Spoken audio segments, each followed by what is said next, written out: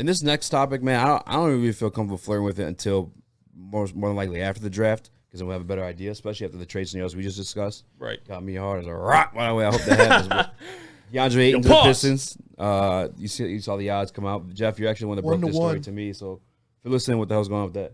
Yeah, well, Deandre Ayton, obviously, and the teams that are at top of this list have the most cap space, so it's pretty obvious. Like, you look at the teams that are going to have cap, you look at fit, and Deandre Ayton, clearly how it ended in Phoenix, and not even how it ended, but the being the former number 1 overall pick, not getting an extension, playing on your last year of your deal, he could have got injured. I mean, that's a big possibility. Played through it. Only played 17 minutes in an elimination game. I think refused to go back. Yeah, refused to go in. All the reports came out. So I feel like I got 50-50.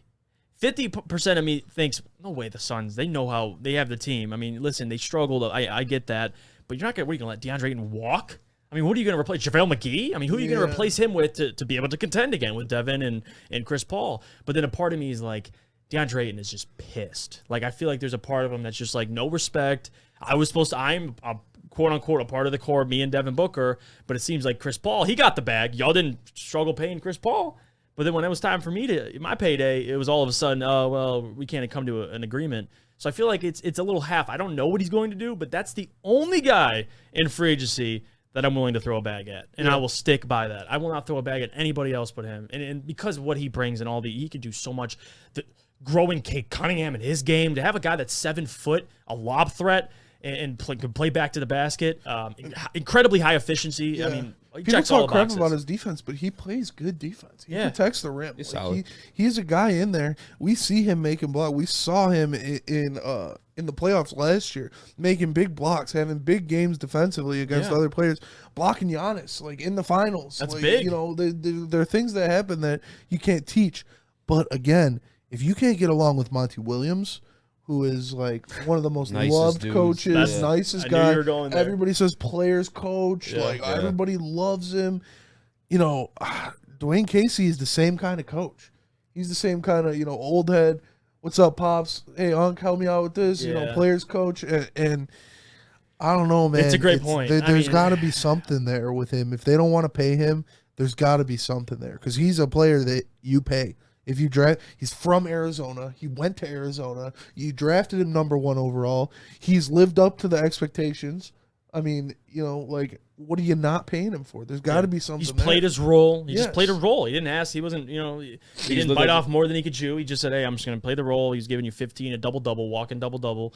So that's a great point you bring up. I mean, Monty Williams is one of the most respected coaches, and not even just coaches, men in the league, and you can't get along with him. Yeah, it does make you think. Like the fact they brought that up. I mean, we'll see. Be something there, and that's where Troy Weaver's gonna have to sit down in a room with him and have a conversation, whatever that may be, and kind of what does he want? Has that been a thing, or was it just like this Game 7 situation? It's been. It's been. I'm sure it wasn't on Sports Center and wasn't on social media, but there was problems all year, and whether it's off the court stuff or in practice, whatever it is, there's always been tension. I mean, that's been reported around the league all year and just in general. I mean, especially coming off a finals loss, like that doesn't help either.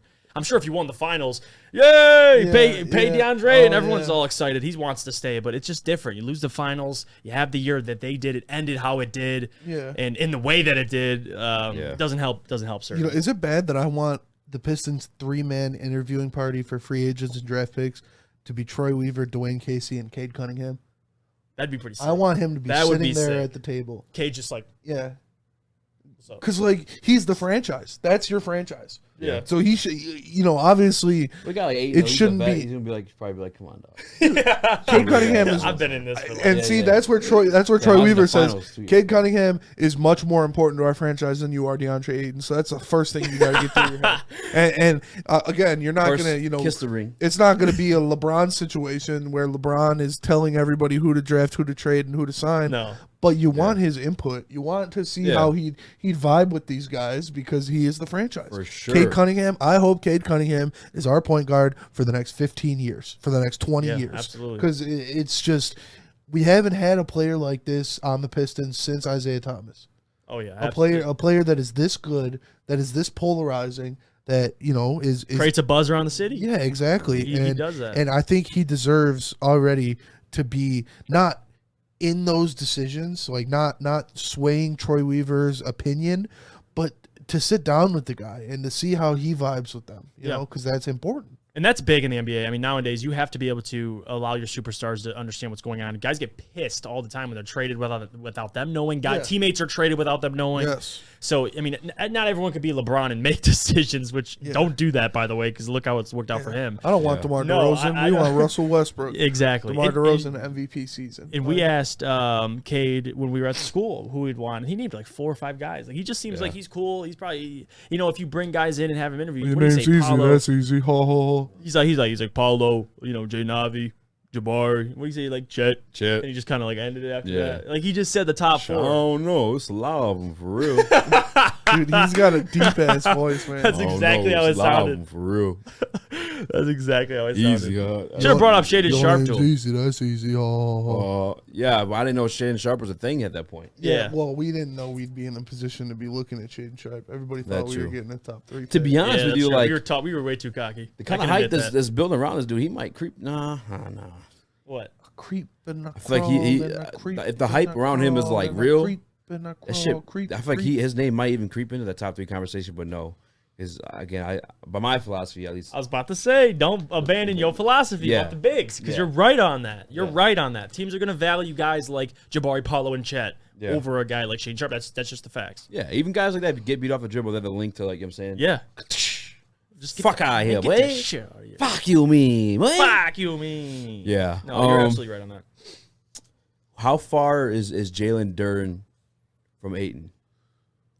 I mean, potential. I mean, like, I don't know. We could just talk about coming out of college. DeAndre Ayton was literally the man, the dude. Yeah. Coming, undoubtedly. I looked at DeAndre Ayton. I saw Shaq. Yeah, that is what I saw. And you know, I'm dead ass. He was dominant, man. A guy, insanely dominant. Nobody could box him out. Nobody could even resist. If he's backing you down, he's stunning you. Like you're getting backed all the way to the basket, and he's dunking on you. Yeah, he reminds like an old school center. But with the jump shot, he had and you know this, he had a jump shot in college. Yes, and that's what pissed me off about DeAndre Ayton. Where's his game? We see him take some mid ranges, some 18-footers. But he's got a pretty jump shot. Maybe it's a coaching thing. Maybe they don't want him taking jumpers. But I feel like there's more in DeAndre Ayton's game than he's even allowing. Because in college, he was shooting threes, mid-range. I mean, all 3 levels he was shooting threes? Yes. I thought he was graded a D in 2K when I looked at his 3 points. No, because they don't shoot them. But you know what? You saying that actually gives me a little goosebumps and hope for him just because look at the Bagley situation and how he was like dying. And don't forget, like, yes, Phoenix is good now. Yes, they're in the finals last year, but they were a dying organization until Chris Paul got there. Right. And we all know Chris Paul drugged the fucking OKC under the playoffs. He damn sure was going to drag Booker and Ayton there. That was the best performance I've ever seen out of Chris Paul. He very well could be. They were supposed to be the #1 pick in the league. He said, no, fuck that. We're going to the playoffs. That's what I'm saying. Like, they could still be that garbage-ass franchise that just happens to have CP3. Right. And maybe we get Ayton and see a higher upside. I mean, no, Shit. I think with the picks they made, they're deep on the wing. They have an insane amount of wing depth. They were just never winning. With Cam Johnson, with Torrey Craig, Jay Crowder, Mikal Bridges, even Devin Booker, their wing depth is wild. Give me some ganja. Give me some ganja. Give me some ganja. Give me some ganja. Give me some ganja.